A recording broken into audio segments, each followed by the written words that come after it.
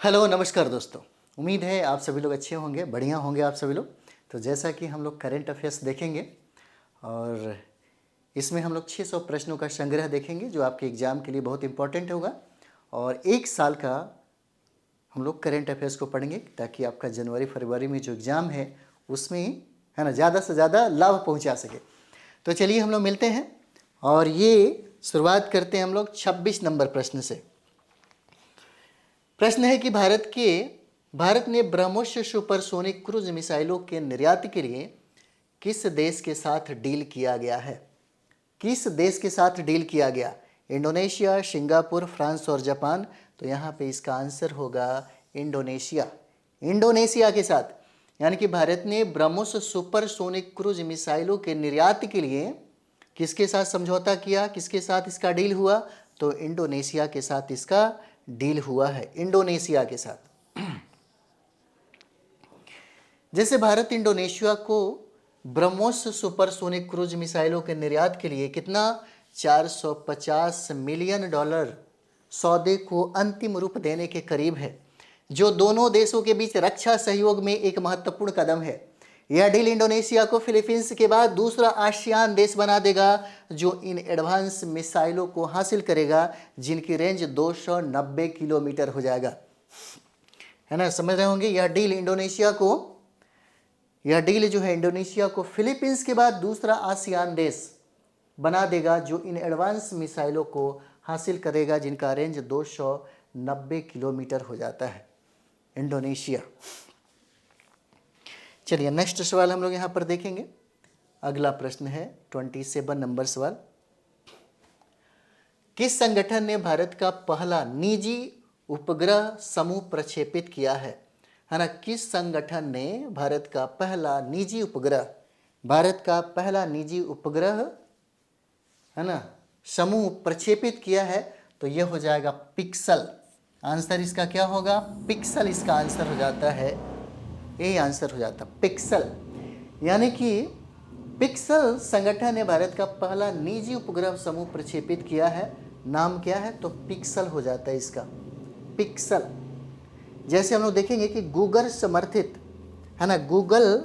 भारतीय अंतरिक्ष startup company pixel जनवरी 2025 को स्पेस एक्स रॉकेट के द्वारा फायरफ्लाई नामक अपना वाणिज्यिक उपग्रह तारामंडल प्रक्षेपित करने वाली पहली भारतीय निजी कंपनी यह बन गई है। चलिए अगला प्रश्न यहाँ पर देखेंगे और ये अगला प्रश्न हो जाता है कि किस देश की महिला और पुरुष टीम ने खो खो वर्ल्ड कप 2025 का खिताब जीता? है ना, इसको एकदम रट जाना है, एकदम याद कर देना है ना। किस देश की महिला और पुरुष टीम ने खो खो वर्ल्ड कप 2025 का खिताब जीता है? ये बहुत इंपॉर्टेंट है और इसका आंसर हो जाएगा भारत। इंडिया ने इसको जीता है, भारत ने। भारतीय पुरुष खो खो टीम ने फाइनल में किसको? नेपाल को हराकर, है ना, नेपाल को हराकर 54 और 36 से हराया, जबकि महिला टीम ने उसी टीम के खिलाफ 78 और 40 से जीत हासिल कर ली।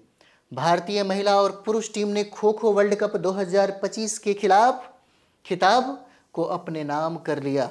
भारतीय महिला और पुरुष टीम ने खो खो वर्ल्ड कप 25 का खिताब अपने नाम किया। और यहाँ पर देख सकते हैं कि महिला और पुरुष दोनों ही टीमों ने फाइनल में नेपाल को हराकर यह खिताब अपने नाम किया। इम्पॉर्टेंट है। चलिए नेक्स्ट सवाल हम लोग यहाँ पर देखेंगे। विश्व आर्थिक मंच की 55वीं वार्षिक बैठक का आयोजन कहाँ पे किया गया? क्रम में याद रखना है। 55वीं वार्षिक बैठक कहाँ आयोजित हुई? किसका? विश्व आर्थिक मंच का। तो विश्व आर्थिक मंच का है ना 55वीं वार्षिक सम्मेलन इसका दावोस में किया गया, स्विट्जरलैंड के दावोस में किया गया। स्विट्जरलैंड के दावोस में इसको किया गया, है ना। WEF यानी कि विश्व आर्थिक मंच जो है इसकी स्थापना 24 जनवरी 1971 को किया गया था। 24 जनवरी 1971 को इसकी स्थापना की गई, जिसका मुख्यालय कहाँ पे है? जिनेवा में है, स्विट्जरलैंड के जिनेवा में है। और इसके अध्यक्ष हो जाते हैं जिनका नाम है क्लास श्वाब, है ना, क्लास श्वाब नाम है इनका, इसके अध्यक्ष हो जाते हैं। चलिए अगला प्रश्न यहाँ पर देखेंगे। ये प्रश्न आपके लिए बहुत इंपॉर्टेंट है, साइंस टेक के संदर्भ में पूछा जा सकता है आपसे, है ना। हाल ही में विश्व की सबसे खतरनाक मकड़ी की प्रजातियों में एक जिसका नाम है बिग बॉय की खोज कहाँ पे किया गया? तो बिग बॉय की जो खोज है ये मकड़ी प्रजाति का एक समूह है ना, और इसका खोज किया गया ऑस्ट्रेलिया में। इसका खोज कहाँ पे किया गया? तो इसका खोज ऑस्ट्रेलिया में किया गया। यह विश्व की सबसे खतरनाक मकड़ियों का सब प्रजातियों में से एक है जिसका नाम है बिग बॉय। इसकी खोज ऑस्ट्रेलिया में किया गया, ऑस्ट्रेलिया में इसकी खोज की गई, है ना। यही है आपका ऑस्ट्रेलिया, यही ऑस्ट्रेलिया है ना, इसी जगह इसका खोज किया गया। और दुनिया की सबसे खतरनाक मकड़ियों में से एक बिग बॉय की खोज ऑस्ट्रेलिया के न्यू कैसल के पास हुई थी। और यह मकड़ी सिडनी फनल बेब मकड़ी की एक प्रजाति है। इसका वैज्ञानिक नाम एट्रक्स क्रिस्टेंसनी हो जाता है, एट्रक्स क्रिस्टेनी। ऑस्ट्रेलिया में इसका राजधानी क्या होगा ऑस्ट्रेलिया का? तो राजधानी हो जाएगा इसका कैनबरा, और यहाँ का मुद्रा का नाम है ऑस्ट्रेलियाई डॉलर, और यहाँ के प्रधानमंत्री एंथोनी अल्बानीज हो जाते हैं, एंथोनी अल्बानीज। चलिए नेक्स्ट सवाल हम लोग यहाँ पर देखेंगे, ये भी बहुत इंपॉर्टेंट है। एआई से, आर्टिफिशियल इंटेलिजेंस से निर्मित भारत की पहली हिंदी गायिका और मॉडल कौन बनी? हिंदी गायिका और मॉडल कौन बनी? तो इसका नाम क्या है? माया नाम है, माया, है ना, माया नाम है। पहली हिंदी एआई से सिंगर माया, मॉडल जिसका नाम क्या है? माया नाम है ना, माया बनी है ये। नेक्स्ट सवाल 32 नंबर, हाल ही में केंद्रीय रिजर्व पुलिस बल के महानिदेशक के रूप में किसे नियुक्त किया गया है? हाल ही में क्या सीआरपीएफ के महानिदेशक के रूप में किसे नियुक्त किया गया?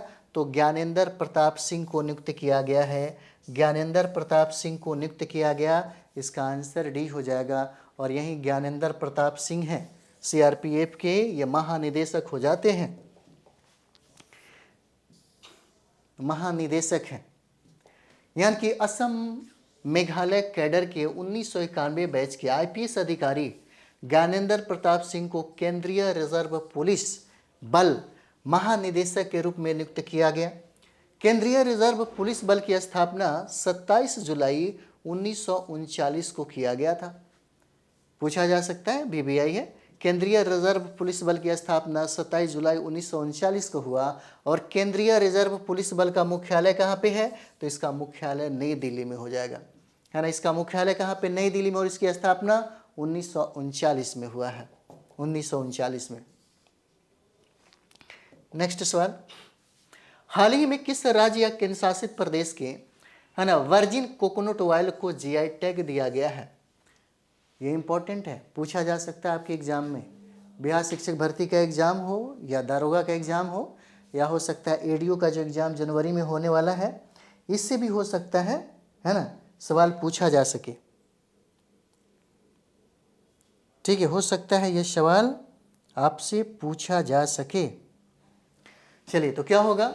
हाल ही में किस राज्य या केंद्र शासित प्रदेश के वर्जिन कोकोनट ऑयल को जीआई टैग दिया गया? तो ये अंडमान निकोबार द्वीप का है, अंडमान निकोबार का है, जिसको जीआई टैग प्रदान किया गया है। समाचार में क्यों है ज्यादा फेमस? तो देखिए, अंडमान के वर्जिन नारियल तेल को जीआई टैग प्रदान हुआ, जीआई टैग प्रदान हुआ है। तो पूछा जाता है वर्जिन नारियल तेल के लिए जीआई टैग, निकोबार जिले के वर्जिन नारियल तेल को जीआई टैग मिला, जो इसकी वैश्विक पहचान को सुनिश्चित करता है ना। और ये अंडमान निकोबार द्वीप समूह ये एक केंद्र शासित प्रदेश है जिसका राजधानी अब बना गया है विजयपुरम। अंडमान निकोबार का राजधानी विजयपुरम है, पहले इसका नाम था पोर्ट ब्लेयर। वहाँ के मुख्य सचिव हैं डॉक्टर चंद्रभूषण कुमार, डॉक्टर चंद्रभूषण कुमार वहाँ के मुख्य सचिव हो जाते हैं। चलिए नेक्स्ट सवाल हम लोग यहाँ पर देखेंगे, किस देश ने मकरान को अपनी भविष्य की राजधानी के रूप में अपनाने की योजना बनाई है ना, इंपॉर्टेंट है। किस देश ने मकरान को अपनी भविष्य की राजधानी के रूप में अपनाने की योजना बनाई है? तो कौन सा देश है? तो ये हो जाएगा ईरान, ईरान हो जाता है, आंसर इसका बी है। यानी किस देश ने मकरान को अपना भविष्य की राजधानी के रूप में अपनाने की योजना बनाई? तो ये कंट्री ईरान हो जाएगा, है ना, ईरान हो जाता है।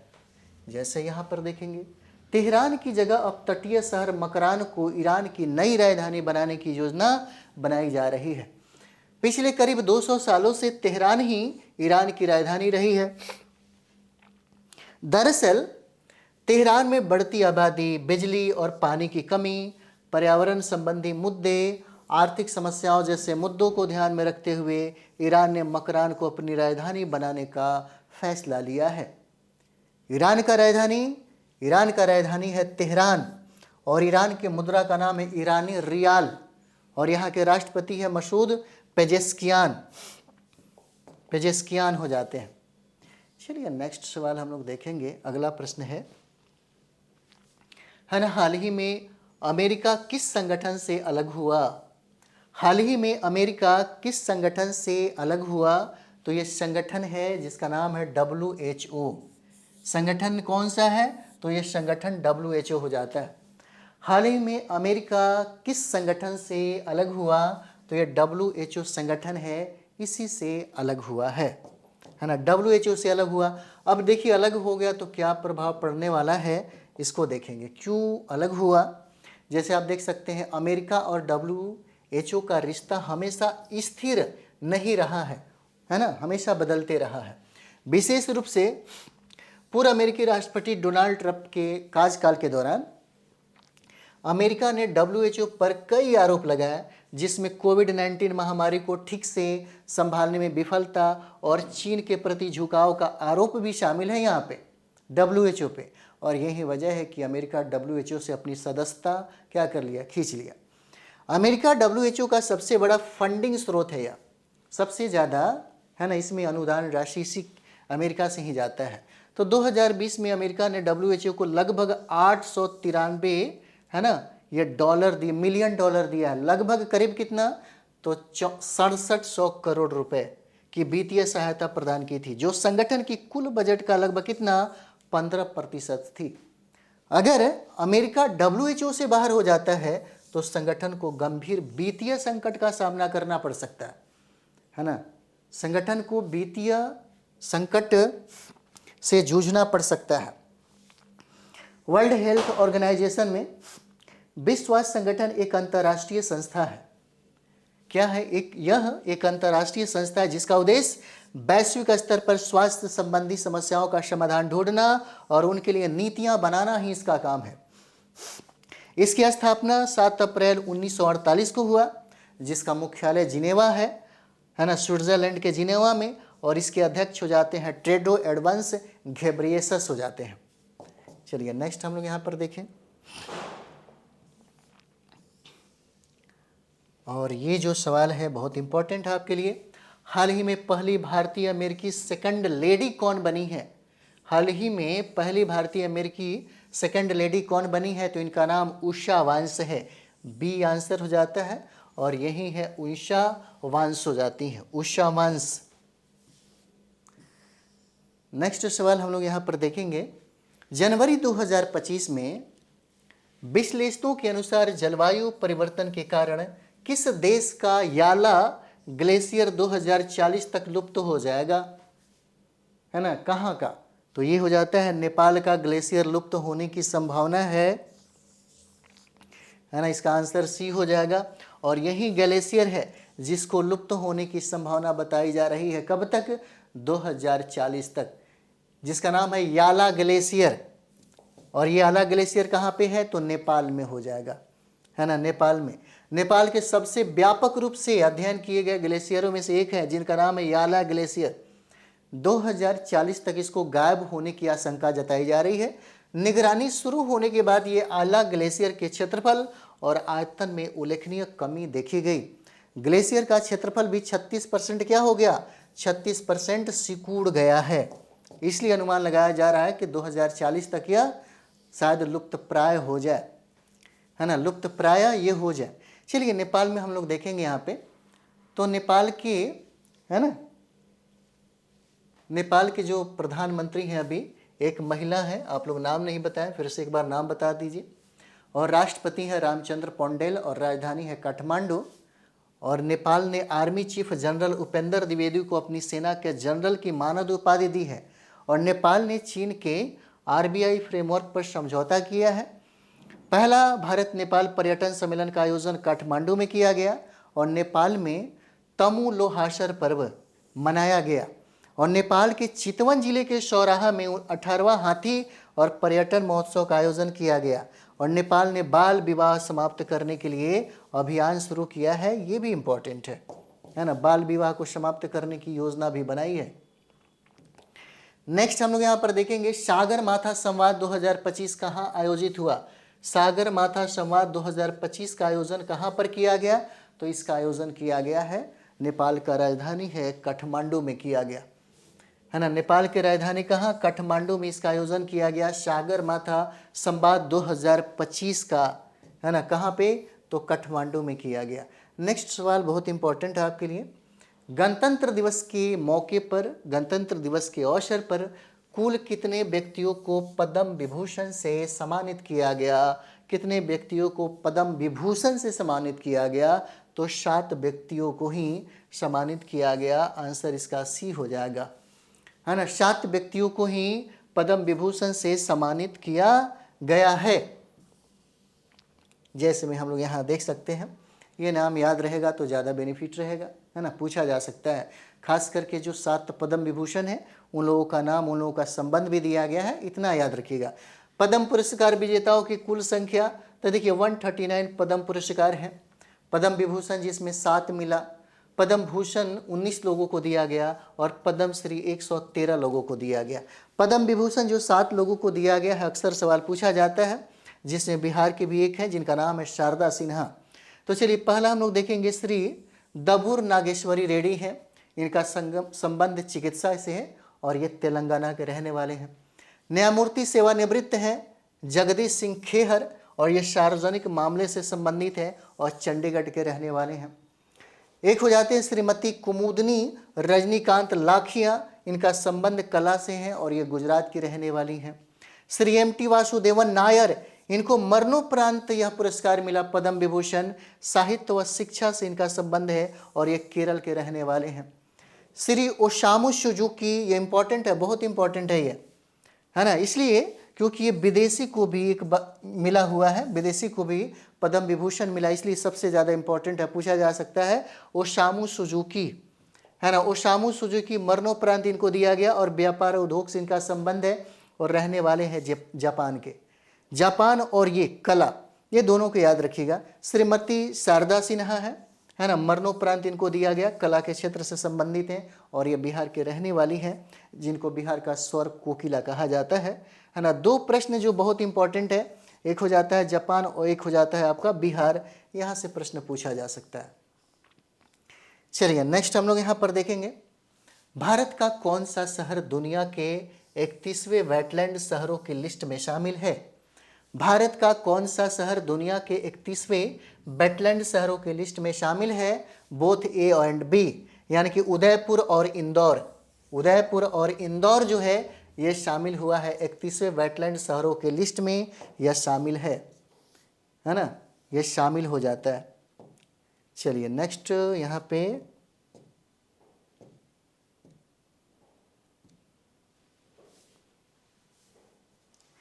चलिए नेक्स्ट हम लोग यहाँ पर देखेंगे,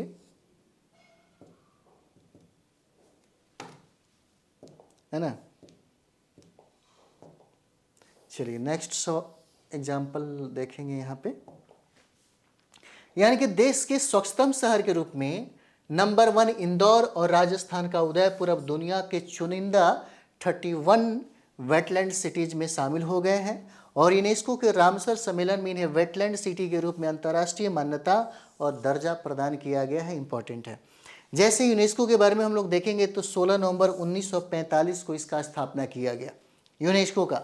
कब? 16 नवंबर 1945 को, जिसका मुख्यालय कहाँ पे है, तो पेरिस में इसका मुख्यालय हो जाएगा और इसके अध्यक्ष हो जाते हैं जिनका नाम है आंड्रे अजोले। चलिए नेक्स्ट 41 नंबर सवाल बहुत इंपॉर्टेंट है, एकदम इसको रट जाना है ना। समलैंगिक विवाह को कानूनी मान्यता देने वाला साउथ ईस्ट एशिया का पहला देश कौन बना है। पहला देश कौन बना है? समलैंगिक विवाह को कानूनी मान्यता देने वाला साउथ ईस्ट एशिया का पहला देश कौन बना? तो ये पहला देश कौन हो जाएगा? थाईलैंड हो जाएगा। इसका आंसर क्या है? डी हो जाएगा, थाईलैंड को मिला है। यानी कि समलैंगिक विवाह को कानूनी मान्यता देने वाला साउथ ईस्ट एशिया का पहला देश है जिसका नाम थाईलैंड हो जाता है। थाईलैंड है ना, जिसको हम लोग हाथियों का देश कहते हैं। समलैंगिक विवाह विधेयक 2024 में थाईलैंड की संसद ने मंजूरी दी और इसी के साथ थाईलैंड जो है साउथ ईस्ट एशिया का पहला देश बन गया जिसने समान लिंग वालों को शादी करने के लिए मान्यता दे दी। थाईलैंड की राजधानी बैंकॉक है और यहाँ का मुद्रा थाई बहत कहलाता है। थाई बहत कहलाता है, यही है थाईलैंड जिसका राजधानी बैंकॉक हो जाएगा। चलिए, ये भी बहुत इंपॉर्टेंट है आपके लिए, बहुत भी आई है ना, एकदम रट जाना है। ऑस्ट्रेलियन ओपन 2025 के, है ना, ऑस्ट्रेलियन ओपन 2025 के महिला एकल का खिताब किसने जीता? तो महिला एकल का जो खिताब है ना, मैडिसन कीज के द्वारा जीता गया। मैडिसन कीज के द्वारा जीता गया ऑस्ट्रेलियन ओपन 2025 के, और यही है जिनका नाम है मैडिसन कीज। अमेरिकी मैडिसन कीज ने ग्रैंड स्लैम ट्रॉफी पर कब्जा कर लिया और उन्होंने गत चैंपियन आर्यना सबालेंका को, ये इंपॉर्टेंट है, किसको हराकर कि इन्होंने ऑस्ट्रेलियन ओपन जीता? तो आर्यना सबालेंका को हराकर ऑस्ट्रेलियन ओपन महिला का खिताब अपने नाम कर ले। चलिए नेक्स्ट 43 नंबर, ऑस्ट्रेलियन ओपन 2025 का, है ना, वो महिला हम लोग देखें, और ये है पुरुष एकल का खिताब किसने जीता? ये भी बहुत इंपॉर्टेंट है ना, ये बहुत इंपॉर्टेंट है। महिला हम लोगों ने देखा और भी हम लोग पुरुष देख रहे हैं कि ऑस्ट्रेलियन ओपन 2025 के पुरुष एकल का खिताब किसने जीता? तो ये जैनिक सीनर हो जाते हैं। आंसर इसका सी है, जैनिक सीनर, है ना, जैनिक सीनर है। यानी कि दुनिया के नंबर 1 टेनिस खिलाड़ी जैनिक सीनर ने जर्मन के अलेक्जेंडर ज्वेरेवका को मात देकर लगातार कितने बार? तो दूसरी बार ऑस्ट्रेलियन ओपन के पुरुष एकल खिताब पर कब्जा बरकरार रखा है, कब्जा बरकरार रखा है। चलिए नेक्स्ट सवाल हम लोग यहाँ पर देखेंगे और ये है, किस राज्य में 27 जनवरी से समान नागरिक संहिता कानून को लागू कर दिया जाएगा? किस राज्य में 27 जनवरी से, है ना, 27 जनवरी से समान नागरिक संहिता कानून को लागू कर दिया जाएगा? तो यहाँ पर देखिए इसका नाम है, यह राज्य का नाम है उत्तराखंड। उत्तराखंड में इसको लागू कर दिया जाएगा, है ना। उत्तराखंड बना देश का पहला राज्य जहां 27 जनवरी 2025 से लागू होगा समान नागरिक संहिता। समान नागरिक संहिता को लागू करने वाला सबसे पहला राज्य कौन है? तो उत्तराखंड हो जाएगा। मोस्ट इंपॉर्टेंट, है ना, बहुत इंपॉर्टेंट हो जाएगा यह समान नागरिक संहिता। इसके जरिए पर्सनल लॉ को खत्म करके सभी के लिए एक जैसा कानून बनाए जाने का प्रावधान है। यानी कि उत्तराखंड में रहने वाले हर नागरिक के लिए निजी मामलों में भी एक समान कानून होगा, चाहे वह किसी भी धर्म या जाति का क्यों ना हो। जैसे पर्सनल लॉ के तहत मुस्लिम पुरुष 4 शादी कर सकते हैं, लेकिन हिंदू मैरिज एक्ट के तहत पहली पत्नी के रहते हुए दूसरी शादी करना अपराध है। तो एक ही कानून बन जाएगा जिसे दोनों धर्म के लोगों को मानना ही पड़ेगा। हालांकि उत्तराखंड सरकार के नए कानून के ड्राफ्ट में आदिवासियों को इससे अलग रखा गया है ना, आदिवासियों को सिर्फ इससे अलग रखा गया है। चलिए नेक्स्ट सवाल हम लोग यहाँ पर देखेंगे, है ना। नेक्स्ट सवाल है,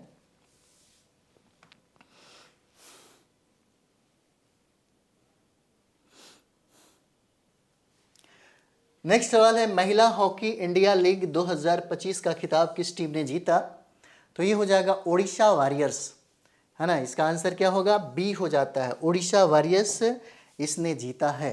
ओडिशा वॉरियर्स ने, है ना, ओडिशा वॉरियर्स ने ये जीता है। जैसे एक्सप्लेनेशन की अगर बारे में हम लोग बात करते हैं यहाँ पे, है ना, तो क्या होगा? यानी कि ओडिशा वॉरियर्स ने रांची में JSW सोरमा हॉकी क्लब पर 2-1 की जीत के साथ उद्घाटन महिला HIL खिताब जीता है ना।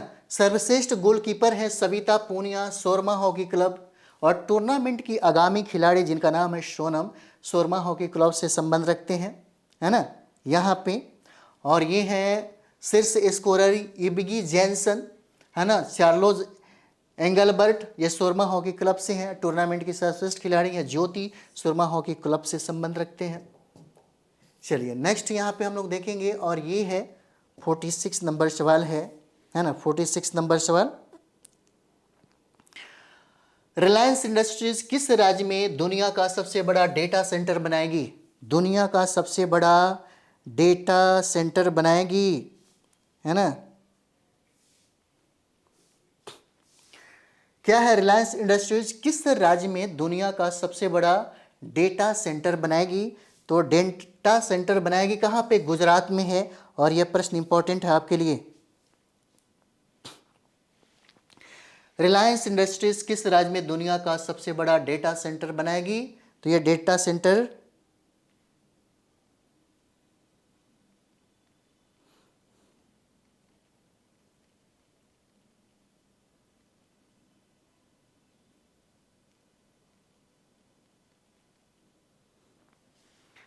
है ना, रिलायंस इंडस्ट्रीज ने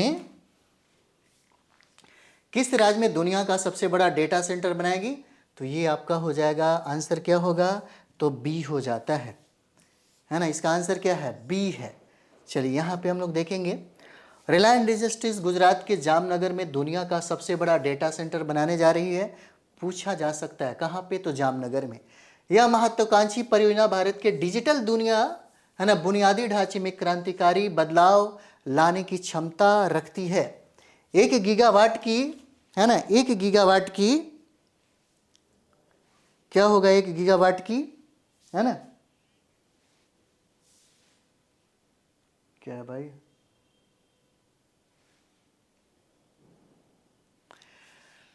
चलिए, यह महत्वाकांक्षी परियोजना भारत के डिजिटल बुनियादी ढांचे में क्रांतिकारी बदलाव लाने की क्षमता रखती है और 1 गीगावाट की क्षमता वाला यह सेंटर दुनिया का सबसे बड़ा डेंटर, है ना।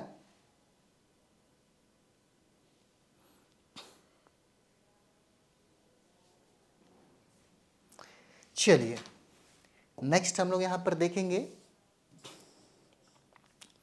47 नंबर सवाल। हाल ही में किस केंद्र शासित प्रदेश या राज्यों ने चिनार के पेड़ों को जियो टैग दिया है ना? किस राज्य का? तो ये देखिए, ये हो जाएगा आपका जम्मू कश्मीर का, है ना, जम्मू कश्मीर हो जाता है ये वाला। चलिए नेक्स्ट नंबर हम लोग यहाँ पर देखें, है ना, और ये हो जाएगा कि सरला एविएशन ने भारत का पहला एयर टैक्सी प्रोटोटाइप पेश किया और इसका नाम क्या है? तो इसका नाम शून्य हो जाता है, यही है, इसका नाम शून्य है। बेंगलुरु स्थित एरोस्पेस स्टार्टअप सरला एविएशन ने भारत का पहला electrical vertical take off landing air taxi prototype Shunya launch किया। यानी कि यह शहरी हवाई गतिशीलता में एक महत्वपूर्ण प्रगति है जिसका उद्देश्य भारतीय शहरों में यातायात जाम और प्रदूषण को कम करना है ना, प्रदूषण को क्या करना है? कम करना है। चलिए नेक्स्ट यहाँ पे हम लोग देखेंगे, किस राज्य की झांकी को पीपुल्स चॉइस अवार्ड कैटेगरी में प्रथम स्थान मिला? किस राज्य की झांकी को पीपुल्स चॉइस अवार्ड कैटेगरी में प्रथम स्थान मिला? तो ये प्रथम स्थान मिला है, कौन सा राज्य है? उत्तर प्रदेश राज्य हो जाता है। उत्तर प्रदेश राज्य को प्रथम स्थान प्राप्त हुआ है ना। यानी कि गणतंत्र दिवस 2025 पर निकली उत्तर प्रदेश की महाकुंभ झांकी ने पीपुल्स चॉइस अवार्ड कैटेगरी में 40% वोट के साथ पहला स्थान प्राप्त किया और वहीं 35% वोट के साथ गुजरात दूसरे स्थान पर हो जाता है यहाँ पे। और ये हम लोग इसमें लास्ट प्रश्न देखते हैं, ग्रामीण क्रिकेट लीग शुरू करने वाला पहला राज्य कौन बना? बहुत इंपॉर्टेंट है, बहुत ही VVI है। ग्रामीण क्रिकेट लीग शुरू करने वाला भारत का पहला राज्य बिहार हो जाएगा। भारत का पहला राज्य कौन है? तो भारत का पहला राज्य हो जाएगा बिहार, है ना, बिहार हो जाता है।